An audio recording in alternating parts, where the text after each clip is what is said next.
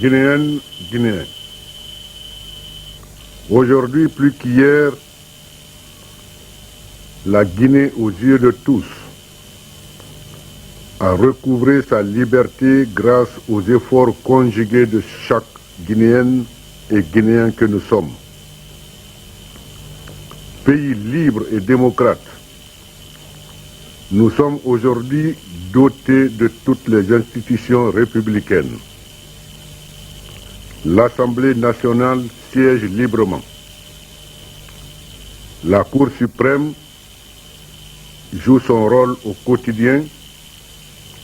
Le Conseil économique et social s'installe. Cette liberté, nous nous devons de la renforcer, car elle est notre bien le plus précieux. C'est dans la liberté que les forces vives de la nation peuvent s'exprimer, comme elles le font depuis 40 ans. Cette liberté était le vœu le plus cher au cœur de chaque Guinéen. Grâce à nos pères, nous l'avons atteint, car ils ont installé avec courage les bases. Mes chers compatriotes, nous avons l'habitude de faire des traditionnels vœux à l'endroit du peuple de Guinée. Mais je tiens à vous livrer aujourd'hui plus qu'hier le vœu le plus cher à mon cœur. En effet, il n'y a rien de plus important que l'unité d'un peuple, gage de paix, de concorde et de développement. Puisse Dieu m'aider à veiller à ce que l'unité nationale soit renforcée. Frères et sœurs, nous sommes appelés à vivre ensemble. Alors entendons-nous sur l'intérêt général. Nous vivons dans un monde en mutation. Une mutation dont l'importance n'est pas encore comprise par tous. Ce virage à l'aube du 3e millénaire intéresse tous les domaines, toutes les dimensions de la vie individuelle, sociale, économique et internationale. La Guinée est bien préparée pour amorcer ce virage appelé mondialisation. Mais les vœux seuls ne suffisent pas à construire la prospérité et le bonheur de tous. J'ai toujours insisté sur l'organisation, le labeur quotidien, l'ardeur au travail, la justice et l'unité. Mais rien de durable et de solide ne pourra être édifié sans la participation de tous. Chaque Guinéen responsable le comprend. Cette préoccupation, qui est un vœu cher, est à l'origine de nos succès, de nos espérances et de notre histoire nationale. Avec l'année préélectorale qui s'achève, c'est une nouvelle ère qui s'ouvre à la Guinée et à ses fils. Je dis bien à tous les fils de la Guinée. Je les invite donc à s'unir et à emprunter le chemin qui nous réunit, celui du développement social, économique, culturel de la terre de nos ancêtres. Ainsi, nous avions fixé un certain nombre de priorités à l'action gouvernementale dans le cadre du redressement de l'économie, de la relance de la production agricole, de l'amélioration des infrastructures et des équipements, des secteurs de l'énergie, de la santé, de l'éducation, des affaires sociales et de l'emploi. Il nous reste du chemin à parcourir pour atteindre nos objectifs qui sont grands. Mais nous avons ensemble réussi une nette amélioration des résultats dans tous ces départements. Prenons l'exemple de l'économie et des finances.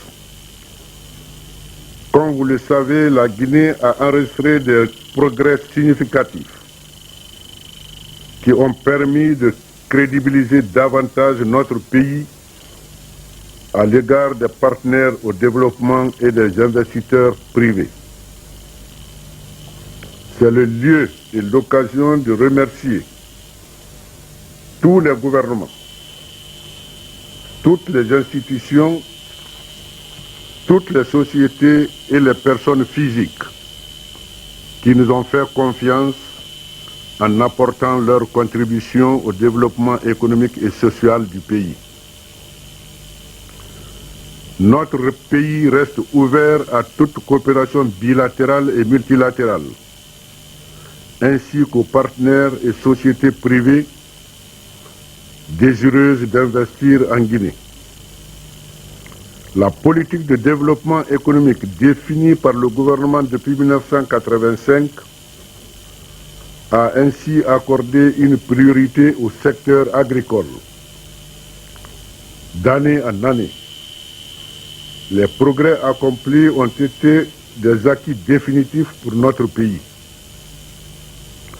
Tout comme l'objectif de la modernisation du réseau routier et le désenclavement des zones rurales se voit progressivement couronné de succès. Nous nous engageons à faire un effort particulier en 1998 et dans les années à venir pour la construction de 2 grands ponts sur la Fatala à Bofa et Yirikri sur le Niger. Les moyens de télécommunication se développent. La concurrence s'installe au profit de chaque Guinéen. Chers compatriotes, inutile d'évoquer ici les indicateurs macroéconomiques que seuls les spécialistes comprennent. Pour nous Guinéens, la vie quotidienne reste le baromètre du progrès. Le seuil de pauvreté recule. L'autosuffisance alimentaire progresse. L'amélioration des conditions de vie dans les domaines de la santé, de l'éducation, de l'énergie, pour ne citer que cela, s'améliore. Nous nous devons de continuer ensemble vers la victoire du progrès, en protégeant les biens et les personnes.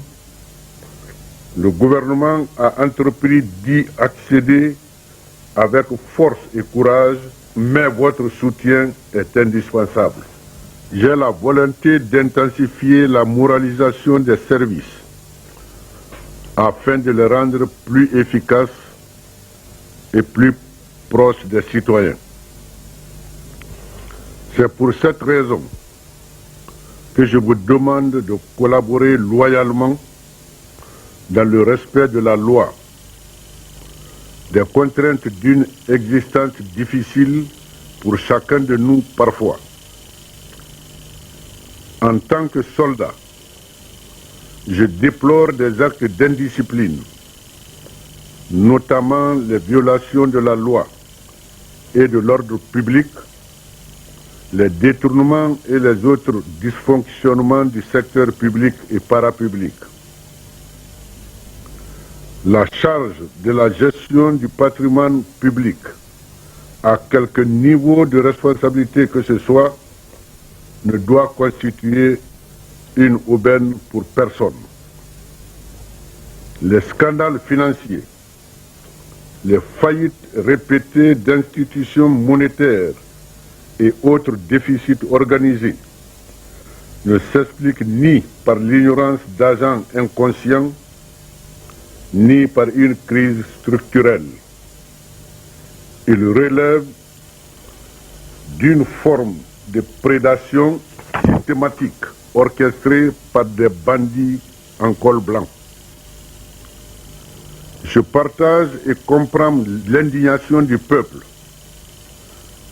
qui consent d'énormes sacrifices et paye un lourd tribut à la stabilité et à la pérennité de notre État devant le vol et le gaspillage de nos ressources. C'est mon devoir et celui du gouvernement d'y mettre fin avec l'aide de la nation tout entière et de Dieu le Tout-Puissant. Je m'y emploierai sans répit, ni recul, comme je l'ai toujours fait, et ce, pendant tout le temps où je me trouverai à la tête de notre pays. Chers compatriotes, la paix est revenue au Libéria après une atroce guerre civile est le témoignage de l'efficacité de notre diplomatie qui s'emploie par ailleurs avec ses pairs ouest-africains à favoriser le retour à une vie constitutionnelle normale en Sierra Leone. Nous continuons à prôner la paix chez nous et chez nos voisins, la paix en Afrique et dans le monde. Le poids de la guerre et les désordres provoqués par des conflits à nos frontières ont fortement grevé nos ressources que nous avons dû partager avec nos frères réfugiés libériens et sierra-léonais par solidarité et par conviction. Dans ce domaine, la Guinée, les Guinéens ont donné une leçon d'humanité au monde. À nos vaillants soldats engagés aux différents fronts, j'exprime la gratitude du peuple et du gouvernement pour les sacrifices consentis à l'honneur et à l'intégrité de notre pays et au service exclusif de la paix. Je ne pourrais finir sans vous rappeler que les élections importantes se tiendront dans notre pays cette année 1998. Une échéance normale dans une démocratie. Échéance que notre peuple honorera massivement, j'en suis sûr, ce dans la dignité, le calme et le respect. Un patriotisme profond, réfléchi, tenace, fonde les choix des Guinéens. C'est à ce patriotisme que je fais appel pour que nous allions tous choisir dans la liberté et la paix l'avenir de notre pays. Puisse Dieu nous aider comme il l'a toujours fait à mener ce choix dans l'intérêt de notre chère patrie.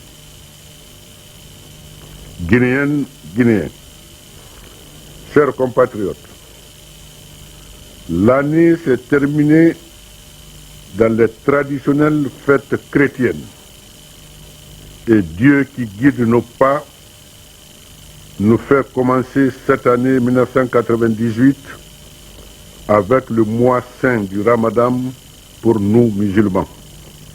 À vous, peuple de Guinée, soumis à Dieu clément et miséricordieux, je souhaite de vivre une année de recueillement profond dans la foi afin que chacun de nos pas soit guidé vers un bonheur que nous construirons au quotidien ensemble. Guinéennes, Guinéens, chers compatriotes, à l'aube de la nouvelle année, je voudrais vous adresser mes vœux de bonheur, de santé et de réussite. Je voudrais exprimer à l'ensemble des travailleurs des villes et des campagnes, dans vos bureaux, sur vos chantiers et dans vos champs, dans nos écoles et nos hôpitaux, la reconnaissance du peuple tout entier pour les efforts que vous avez accomplis pour assurer le développement et l'équilibre de la nation. Je voudrais rendre ici un hommage mérité aux femmes de Guinée, à nos sœurs, à nos mères et nos épouses, compagnes fidèles et dévouées, pour leur inestimable contribution à l'édification de la nation guinéenne, à l'instauration de la paix et de la concorde nationale. Je voudrais dire à notre vaillante et intrépide jeunesse, dans les écoles, dans les universités, dans les villes, dans les campagnes, que la Guinée sera demain ce que la jeunesse fera d'elle aujourd'hui. Je voudrais l'encourager à s'armer de courage, de confiance à l'avenir et à travailler sans relâche sur tous les chantiers de la construction nationale.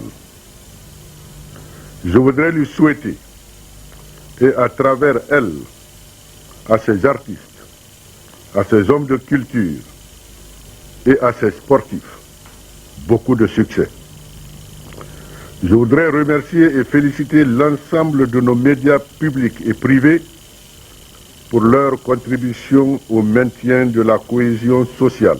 Je les invite à mesurer leurs responsabilités singulières dans l'information et l'éducation de notre peuple, conformément au code de la déontologie et de l'éthique. Je voudrais également adresser à nos forces armées, aux forces de gendarmerie, de police, de la garde républicaine, les sentiments de reconnaissance et de fierté du peuple de Guinée pour leur contribution quotidienne à la sauvegarde des libertés et de la sécurité publique. Je voudrais aussi saluer nos compatriotes vivant à l'extérieur et les inviter à s'impliquer davantage dans le processus de développement économique et social du pays. Ils trouveront en Guinée toutes les facilités d'incitation fiscale propices à leur investissement.